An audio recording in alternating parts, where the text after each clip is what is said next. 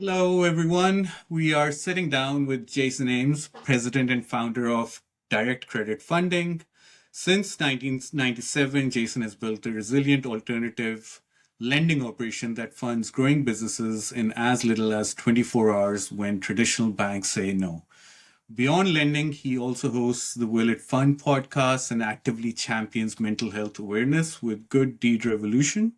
He understands that behind every complex loan is a human being. Jason, welcome and thank you so much for being with us today. Welcome. Thank you so much. I appreciate that Jason, introduction. I'm excited to be here. thank you. Listen, Perfect. for a start, could you walk me through the landscape back in 1997 when you first decided to launch direct credit funding? What did the room look like when you realized there was a massive gap in how businesses were getting funded?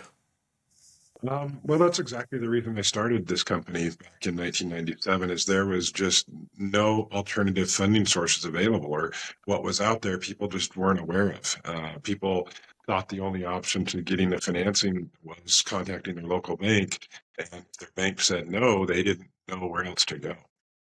So, alternate lendings, they were out there, but just people didn't know that there was other options out there. The internet wasn't a thing. That's kind of weird to say now, thinking of the world we're in now.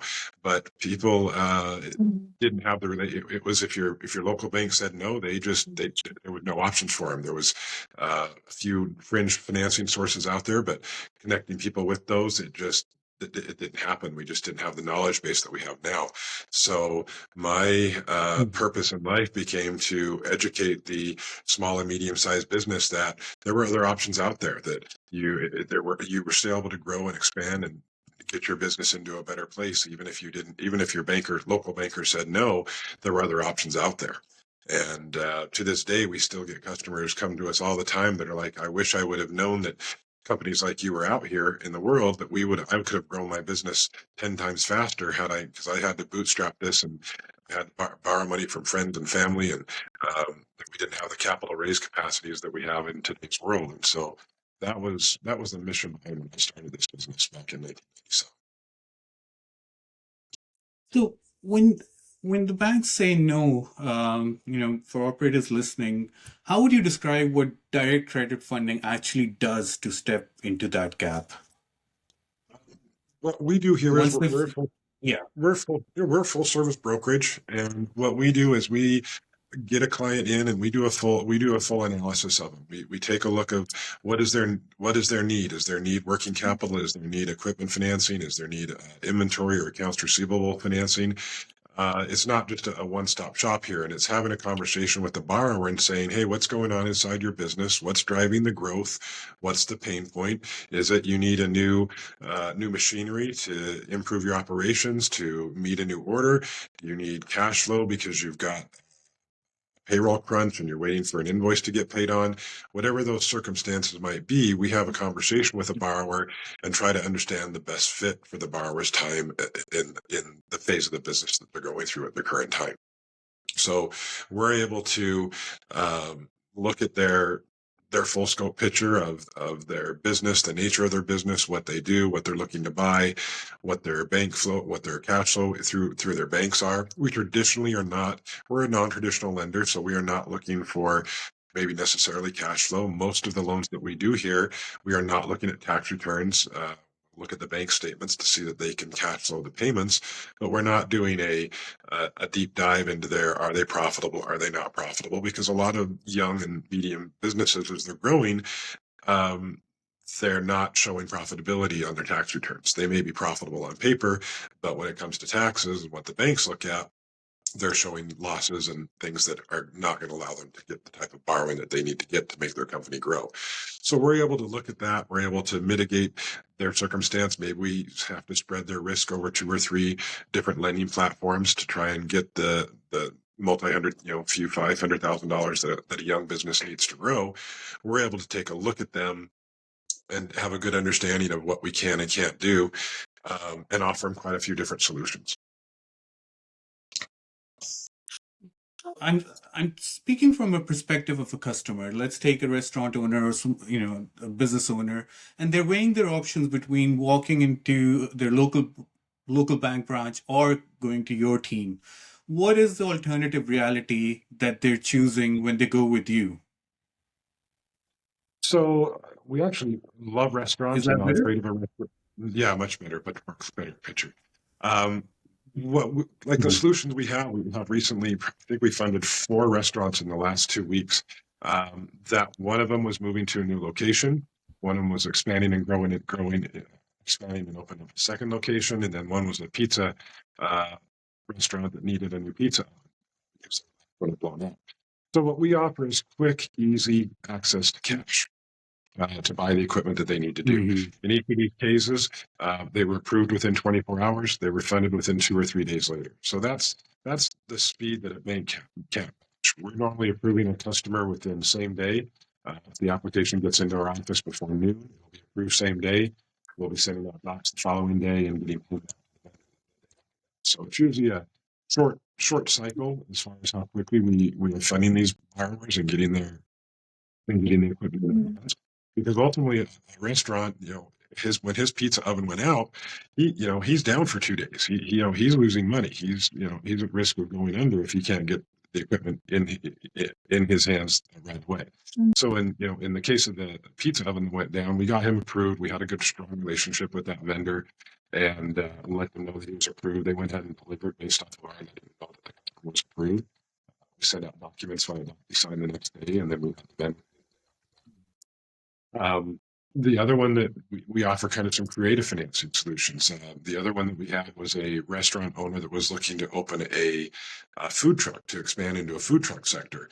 And that's not always the most ideal situation, but because food trucks are a little bit about what we consider a higher risk industry. But again, they had good credit. They've been around for a long time, and we were happy to extend the credit risk to them. We funded them for a $75,000 food truck. So that one had to be built. So that's actually still being built to this day. Um, but that's the type of creative things that we can do. Um, Another one that we had recently was we had a restaurant that was undergoing a renovation. They didn't have any cash flow. Their bank statements uh, were they were closed. They had a flood at the restaurant. Where we were able to take a story and listen to their story and understand of the hard time that they were going on right now. So we had a program with no bank statements that we didn't look at their cash flow. We approved them for $75,000 new restaurant equipment. Didn't look at their bank statements, just looked at their business and their personal credit. And that's something creative that we can do here at Direct Credit Funding that not a lot of lenders can get their hands around. I- I'm a very and forgive me for my question, but I Good. believe banks and financial institutions, they are the way they are because of, events like dot-com crash, 2008 financial crisis, the pandemic. They'll they've become very risk averse. But when I hear about you guys and the way that you explain your business and the application taking 24 hours, and you don't really look so much into the profits, but what how do you manage this risk, and how have you survived since 1997 across all these recessions and dips? Sure. Um, it's I reading the was thinking market. this. It's reading the market and understanding where the market's going. Uh, for example, when COVID came, we we did a ton of transfer. We did a lot of transportation in the personal transportation, buses and shuttles and things like that. And when the pandemic hit, that entire industry got shut down. And so it was, but it's realizing that other industries come into play that picked up. Restaurant, like our biggest industry was two things. It was medical care because of all the COVID things going on and the increase uh, in medical transactions, but then restaurants. The restaurants that did to-go orders and pizza restaurants exploded during COVID, and it was getting ahead of the curve and seeing that even though we lost 20% of our business model when the transportation industry went down, the food service industry picked right up and accommodated that. In fact, we had some record breaking years during COVID because there was so much restaurant business out there of all the to go places. So just like with the dot-com bubbles and the work from home things like that, our office furniture transactions just plummeted because office space was no longer being used, and we took some serious losses in the office space. But yeah, IT programs and remote work and data centers and things like that, those all became huge things that became so it's reading the best I can say that it's reading the market trends and seeing what's coming and understanding that you've got to be able to pivot to meet the customers' changing needs and the vendors' changing needs and be willing to accommodate those changes. Interesting. Now, I read somewhere that if the tagline "lending with the heart," and I think it's very out there on the social media as well that you're involved with different initiatives as well, and I believe that's one of the reasons why we have Khadija here, because she wanted to ask a little bit about your Yes. activities outside the financial world as well. Yes. So No, I want to touch on Good Deed Revolution and the Promise to Live campaign. And I just want to know, in an industry like lending that is famously driven by spreadsheets and algorithms, how did you end up so heavily involved in suicide prevention and mental health advocacy? that's a good friend of mine, Brandy Vega, runs that nonprofit, and her daughter ended up almost committing suicide. And her family is very dear to my heart. We live close to each other, and uh, we just got very close. And she knew with my company what we were doing here, and so we just had some core values together that brought us together, and that Yeah. was just something I had teenage sons myself when I met Brandy that weren't having their own issues, and it just became something close to my heart because we've had some family members that have lost teenagers to suicide, and it became just near and dear to my heart Yeah. as something that I wanted to support, provide what I could through my company and uh, through my time and through my financial support. Uh, you know, losing a teenager is something that's a worst it's a parent's worst nightmare, and I don't ever want to have another parent go through that because it is just devastating to not only the life that is taken away and the promise of a child, what they can do and what they can become, that is never going to happen. It haunts the parents so desperately and deeply in their heart, and it destroys the family beyond. I know that the children think that they're just going to solve it and removing themselves from the equation, and they think that's solving problems, and it just the haunting effect and ripple effect is just devastating to this. It really ties into with my company. I know you mentioned Under with a Heart. The reason that I'm in the space that I'm in is because I like impacting real people. The companies that we work with are generally considered small business or mom and pops between 1 and 25 employees. And those are real people. You're having a real impact on people's lives. When I find a new transaction, I'm changing the course of a business. I'm allowing them to hire additional people. I'm allowing them to grow their company. I'm allowing them to have another employee, hire new people, change lives and have impact to their family, to their lives. And I love it. It's my friends, my neighbors, my people that we live with, the guys that are building houses, laying sidewalks, mowing my yard. Just when I call everyday people, it's not this faceless company that builds rockets and those companies are great. There's nothing wrong with big business. But I have a Yeah. real impact. We're doing a dredger right now for a community in Louisiana that's digging out all the in Virginia that's digging out all the canals and houses. Right now, we can't get any built in the community. Like we're having impact on real people's lives, and I love having that impact. And I'm not afraid of the story. I'm not afraid to I'm not just looking for people that have 5 years in Yeah. business and 750 credit score. Mhm. Those people are great. We love those people. But I'm not afraid to get my hands dirty with someone that has a lower credit score, that's had some credit problems. Just help me understand the story. Let me know what's happened in your life and your business. And I'm willing to work with you as much as Yeah. anyone. I just need to have a nice understanding of what's going on. And it makes me happy to solve those.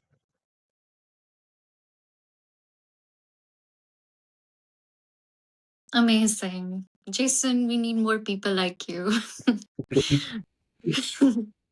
Especially in the finance world. It is all Yes. spreadsheets. It is all, I'm here behind the desk all day and in front of my 5 or 6 screens. Um, but nothing makes me happier than go out and meet a business owner that we have helped, that I get to go out and shake their hands. I get to see the machinery working, the Yeah. times that I get to go out into the field and see what they're doing and talk to the business owners. And it's so impactful when I go out and because to me, it's just a number and I sign off and I approve it and it moves down the pipeline. But when I Yeah. actually get the occasion by my team to go out and meet people, the impact that I have on their business, it warms my heart to know that we're changing the course of a business and the people and the professional. And nothing makes me happier. Hey, we started with you. We have this little small printer here, and now we've Mm. worked into this big thing, and we have 25 more employees. And it warms my heart that I have that type of impact on people and legacy. Amazing. Like, I think I want to Thank ask that's a you. little bit about the story. You mentioned that you really are interested in knowing the story. You make people tell you exactly what's going on. So how does that story-based underwriting work? Like, how does your team follow the same structure? I believe you have a team of sales people, account managers, around 20. So it's a very lean core team, but practically, how does that happen? And, I'm touching back on the risk part as well. You are still taking up on a bit of risk that might seem impractical at times to other financial institutions. I mean, it is 100% risk-based pricing. So um, it's a combination of a lot of factors. It comes down to uh, it comes down to the time in business for the business, what the equipment is that they're buying, and by time in business, the longer the time in business, the higher propensity that they're going to be around longer. If a customer is 2 years old in business and looking for $50,000 of one piece of equipment is going to be priced differently than a customer that's been around for 5 years in business looking for the exact same piece of equipment because the risk and Mhm. propensity of them to be in business is better. Same thing comes into looking at their personal credit. Looking at, are they a 700 plus credit score? Are they a 650? Are they a 600? That comes into it. The equipment, well, then we go into the business credit, and not a lot of business owners think about this. They're just like, oh, my FICO is whatever it is. My FICO is a 680. I should get 6% interest rate. However, we look at their business credit and they have really terrible business credit because they have a poor Dun and Bradstreet. They have public records. They have, there's a report called a PayNet, which is kind of like a credit report on your business, but there's 5 or 6 different business credit reports out there. And each one of those can have information, good, bad, or indifferent. The equipment that they're buying also matters. If it's a piece of what we call yellow iron, which means construction equipment, excavators, heavy machinery, we call that yellow iron. Uh, that holds its value extremely well. So if there is a repossession, we're probably going to get 80% of our money back if we end up on a repossession. If it is office furniture, that stuff's going to sell for 10 cents on the dollar, right? So we're going to price that a little bit higher risk because the recovery rates, if those deals go bad. And it's numerical and it's a law of averages of when we take in the thousands of customers that we fund and we ratio up all the time in business and all the credit reports and all the default rates that we come up with risk-based pricing. And that's how we determine the pricing.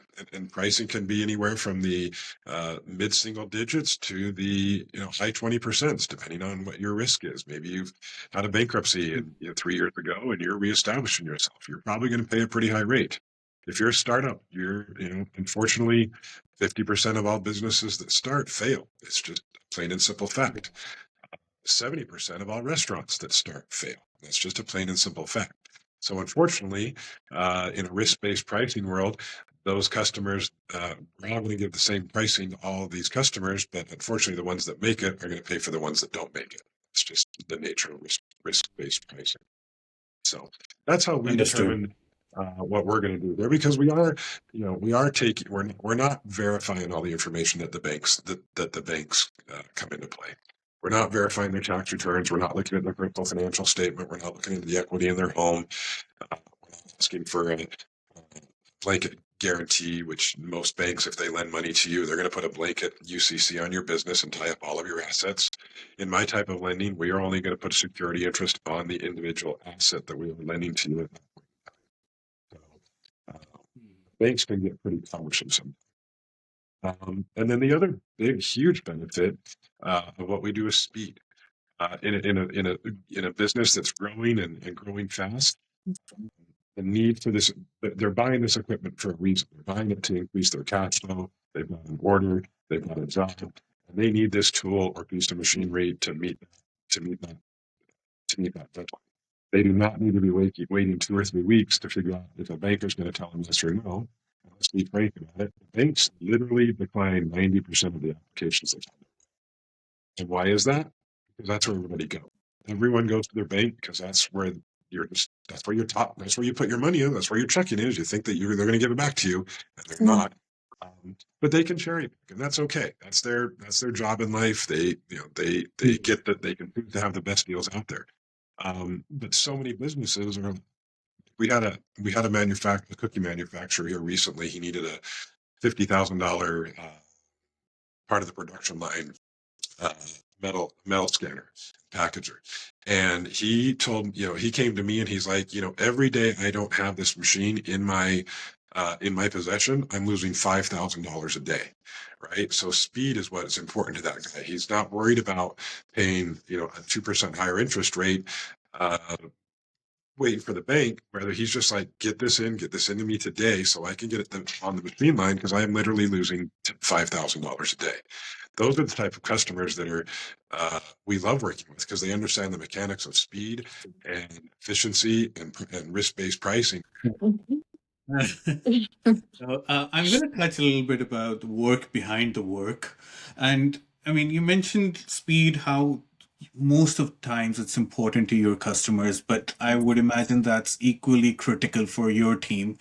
And, handling messy scenarios, you process deals up to millions, you promise a 24-hour approval turnaround, all with a very lean core team of under 20 people. So practically speaking, how does the team actively absorb that much velocity without burning out? All right. Well, we're gonna quantify this answer real quick, though, just for the audience out there. The 24-hour approval is for the application only market, which is deals under $500,000. Those are done off of once they're input into the system, they get scored. All these reports get pulled on and then we're able to make those type of decisions quickly and rapidly. And those are on an application only basis, where we're not looking at a deep dive on the tax returns. When you come into the multi-million-dollar deals, those deals do take more time to put together. Those deals have to go through different layers of underwriting and cash flow analysis. And we're not afraid to get our hands dirty on this one. We had a company that was grossing $30 million a year. They'd been losing $5 million a year for the past 3 or 4 years. They finally had their first profitable quarter this quarter in January 26, and are on track for actually pretty sizable returns for this year, because they did some cost cutting and they got some new contracts. Those are the type of things that we're not afraid to get our hands dirty on and get an understanding of. But those deals do take time. A full financial deal, those are going to take probably 3 days to get an approval, and then they're going to take. Then there's going to be some work. Once it's approved, then we'll give the customer the approval. We'll have a few questions. And then those loans take about a month to close. Quite candidly, on the large ticket size, people say they can close them in 2 to 3 weeks, but realistically, they take about a month to close for large, full financial transactions. Our speed and efficiency that we tout online, and that everything you're seeing, is in the application only market. What we really do well in that area, something I can tell you about, is we work with a lot of grocery stores right now that are growing and expanding, and they're trying to get $500,000 to $1 million worth of new equipment to open up a grocery store. And a full financial deal for $1 million deal, that's going to take a month or so to get done, versus what we've been able to really lean on and show people is, hey, we can take that same transaction, we can break that into 3 or 4 $250,000 transactions, spread that risk between 2 or 3 different lenders.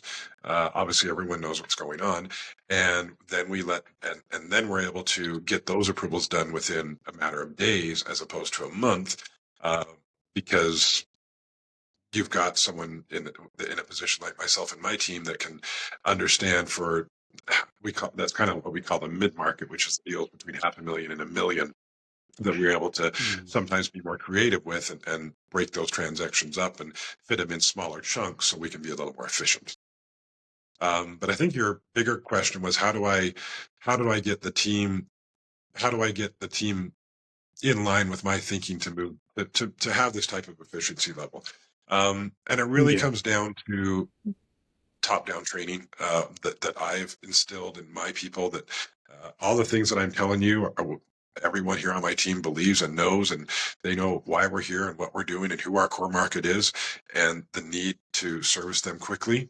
And that is the number one priority that we deal with on a daily basis of how can we be more efficient? How can we be more efficient with, be it implementing new tools, implementing AIs into our systems, implementing automations. That's probably one of the biggest things that we've really had to improve over the years to hit the volumes that we're doing right now with the number of people that we have and the customers that we serve. Is automations is really where, because I grew this company from just myself starting it in 1997, then adding my wife a few years later, and then additional salespeople, and growing it to where I grew it now, and having to learn from the solo entrepreneur to a medium-sized business such as I have now, and learning how to not only add the people and the automations and the processes to do that. That's really what I've had to learn how to do. Okay, good. And speaking of AI and automation, like where would you say, what would your honest view be on where AI is currently overhyped in the commercial lending space? AI has a place in our world. It 100% does. It can help with an underwriting analysis. If it's very in the box, it's very good at. If it hits certain numbers and hits certain metrics, it's very good as an assistant. I still don't trust it as a full process. Some of my other lenders do, but I still, in the market where we serve what we call A, B, and C credit situations. AI is not. AI is not. AI is still essential and is good. Sorry, there's people writing me. AI is still essential and good, but I don't fully trust it. I trust it for some pre-qualification work. I trust it for marketing work. I trust it for lead generation work. It can go out and scrape and find information. Like there are programs out there that I can say, hey, I would like to know all of the I would like a list of 50 dental labs in Alabama that have employees between 1 and 15 that don't currently offer financing on their website. Give me the name of the owner and email and phone number, and have me that list every morning. 50 people on that list every day for the next week. It can do that, and it's really good at that kind of stuff. It can help with some customer emails, but it's not taking the place of the live salesman, the live person on the phone, helping a customer through their questions, through their why do you need this. It's not made to be intuitive enough to understand a question of why they're doing this, what their pinch points are. It's not designed to ask those types of questions, and I don't know if it ever will be. I think of AI as more of an order taker, and it does, it will do what you ask it to do, but you just have to, and I'm deep in AI. I love AI. I use it every day for multiple things, and I'm doing an AI company build outside of what I'm doing here. But it's not going to replace live people. It can speed up my underwriting process, but there's still, and it can approve my submission process when I'm submitting files to different lenders.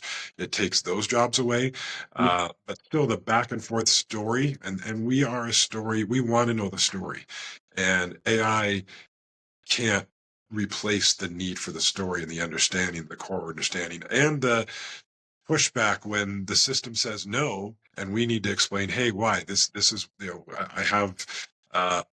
I have one right now that we're having to explain to an underwriter why the invoice, why the customer is buying, because their system said, oh, it looks like there's some lights that belong on the wall. We don't want finance and we don't understand this upholstery. And I'm like, hey, it's the light that the dentist used to he pulls down in your face to look in your mouth. It's not a wall light. And then the upholstery on the chair, he wants an upgrade to his upholstery. And their system is kicking it out because they don't think it fits the traditional metrics. And you still need a live body a live person to help understand and position that stuff back and forth. So that's why our stories are so important. That's why the conversation with the customer is important to have that understanding with the customer of why they need it, what's for, when there's questions. AI doesn't know how to do that stuff. Okay, I so love that's a very interesting. But I want to ask as well for our viewers, and since these are the markets that some of the tools and the processes that you've mentioned is exactly what we do as well.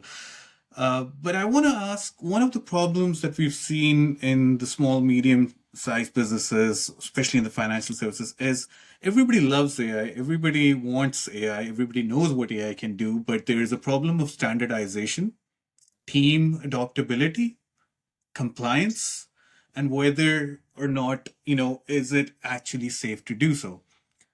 How do you feel on those few factors? Have you encountered challenges, or has it been an easy breezy approach for you adopting new tools? AI's has a hallucination problem. I think that's pretty well documented and everyone understands that. And it doesn't, even when I ask it for a recap of my sales meeting, when I have a sales meeting with my team and I give it I can literally give it a transcript of the meeting, and then I'll ask it to add in some additional things and some other documents or other stuff that I'm asking for. It forgets it. And it's frustrating because once in a while I do rely on my AI thinking, hey, you're going to catch that, and it doesn't sometimes, and it's frustrating. And so you have to double check its work. And I think that's the biggest error that people have with AI is they think it's so intelligent and it's so smart and it's got it, and you have to double check its work. It's not consistent enough. It's not even made to be consistent enough. And I think that's the biggest error that people think is I think they expect it to be able to do more than it's trained to do. And it's trained to not remember everything. That's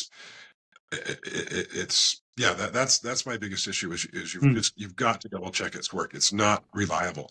I am working on a build for a credit matrix for that is, and I know it's possible, and we're working on this, but it's where if you use AI, if it can be searching your individual databases, and it's kind of a combination of an app with an AI assist.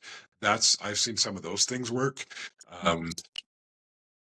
I know when it reviews bank statements, in my industry, a lot of the lenders, especially in the working capital world, submit the bank statements to these AI systems because the AI system can evaluate a Word document in a matter of minutes that would take a normal person 30 minutes to go through line by line and do all the additions and the back and forth. And that's what used to happen. And so AI does have a great place in analyzing bank statements, and it does pick up a lot of fraud things, but it also, I would say it's 90% accurate, but there are, every day we're finding, we're getting a fraud alert on something that is not truly a fraud alert, that it's just picked up in its algorithm that it thinks is fraudulent. And then now we have to go to a data link, and we'll merge the customer's bank account, do a handshake with their bank, and find out, oh, you know what, it was just a printing error. And those things cause delays. Is it overall helpful? Yes. Are we able to process more information with it? Yes. But it's not perfect. It still misses things. It needs its work to be double checked, just like anyone else. But is it more efficient? Absolutely. It's made me more efficient. It can help me put together things in a a better way than I sometimes can deliver it myself. Trying to put things together, it can help me answer back a customer sometimes in an email format. It can give me suggestions that I sometimes haven't thought of for myself. So I love it, but I know better to rely on it as my go-to source. Does that answer your question? Okay. Mm. Yes, partly, but the rest we could definitely discuss at some point as well. But all right, let's move out of the AI world a little bit, and I want to talk a little bit about the macro lens. What sort of industries would you say are you currently targeting?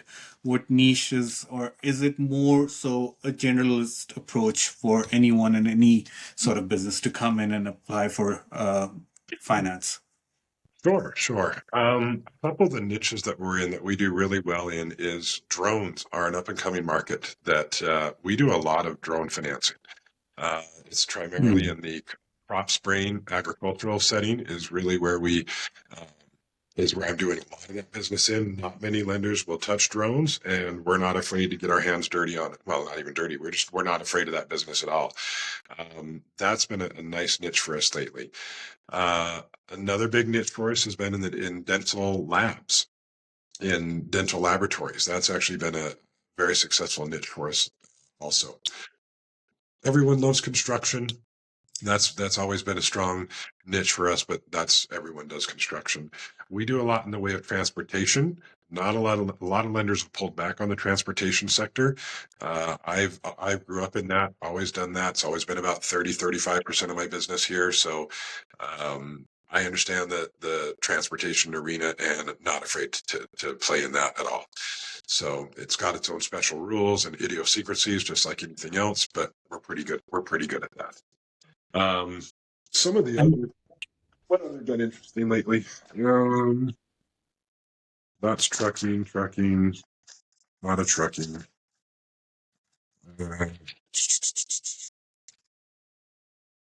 A lot of restaurants that really a lot restaurants seem to be this year and last year have been really aggressive in the restaurant space. So that's really been very strong business for us right now. Um, oh, you know, what is it? Oh, event rental has been very big business for us right now. Um, when a lot of portable fencing, a lot of lighting, a lot of audiovisual equipment for events because people are wanting to be, in touch with people. People are trying to not be at home anymore, and they want to get out, touch and feel, and have experiences. I guess is the best way to put that. Yeah. So, in the entertainment area, I call that the event rental. That actually has been very good staging equipment and lighting and AV equipment. That's been very strong business for us. Another big area for us is hospitality, hotels. That either lenders love that or hate that. We're one of the lenders that like that, hotel and hospitality. We're doing a ton of that business right now, so we're not afraid. We're not afraid of that either. Let's go back to early 2000s, right after the dot-com bubble Yeah. burst. What advice would you give yourself about structuring a resilient lending portfolio? Oh, okay. The best thing that you can be your best to have your best, most successful lending portfolio is establishing strong relationships with vendors.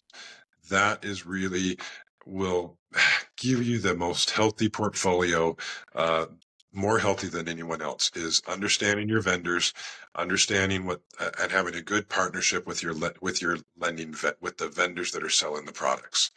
That would be my advice to myself that I would have given myself sooner is building those strong relationships with vendors that you know what to expect from them, you know who their core customers are, and that they're there to kind of back up the sale, either service the sale if the equipment needs servicing, or in a worst case scenario, they're willing to help liquidate the equipment when it comes back on a repossession area.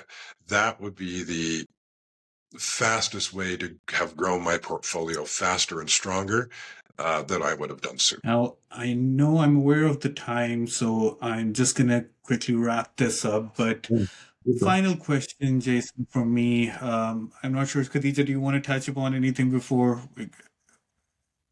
No, I think you're Okay. carrying on. So, final question. You've taken over all the questions anyway. So I'm sorry, the I flow, think, yeah, the flow I'll was let right you in front of be. you. But It's okay. so, your vision for the next 12 to 24 months or 5 years, where are you intentionally steering direct credit funding? What am I? Well, my core focus is building up my team, building up both my sales team. I'm looking to add another 10 salespeople on before the end of this year, to increase our growth by another 30%. I'm also looking to add additional sales team members, additional credit team members. They're going to have to be added in order to accommodate that growth. And I'm going to have to implement an AI program, and that's the next 2 weeks of my life is getting a automated underwriting system into because as my people are working at probably 90 to 110% capacity currently on the credit side because of how busy we have gotten recently, and they're going to hit a breaking point, and I need to get some automations figured out and added to my company. And we're interviewing a couple of companies that might just fit this perfectly. That's the biggest build that I have to do. What we've done over the last 24 months that's really helped fuel this growth is we got a efficient CRM, which is HubSpot is who we used, and we got the right person in place to manage our HubSpot account, to use the automations for what it's good for, to set up the customer maintenance and the drip campaigns and the sequences for that really has fueled the sales side growth. And now that engine is finally running well and the deals are starting to flow, it's now bogging up the credit side of things that we need to figure out our automations and our efficiency on the credit side of things so that we can process hundreds more applications per month than we are currently. That's my next big build, I guess, for the company is getting that so that we're able to start turning, double and triple and quadruple the applications that we're running in now by the end of this year. So that's my big plan there. Other than that, plan on adding to my direct portfolio of loans that we fund internally, because right now we fund internally and externally. But I want to be in a position that we are funding more of our loans on our internal warehouse lines. That'll allow us more capability to accommodate customers faster and quicker. And have better returns and better servicing for our customers. So that's my goal internally. Listen, I really appreciate how transparent you've been today, and I think we've really enjoyed your company. And Yeah. just It getting was to know. lovely getting to know you for sure, like especially being part of this podcast today. I appreciate you reaching out and giving me this opportunity. We could keep picking your brain for hours, but I know you've got businesses to fund. So thank you so much for doing this. And yeah, Okay. thank You you. are welcome.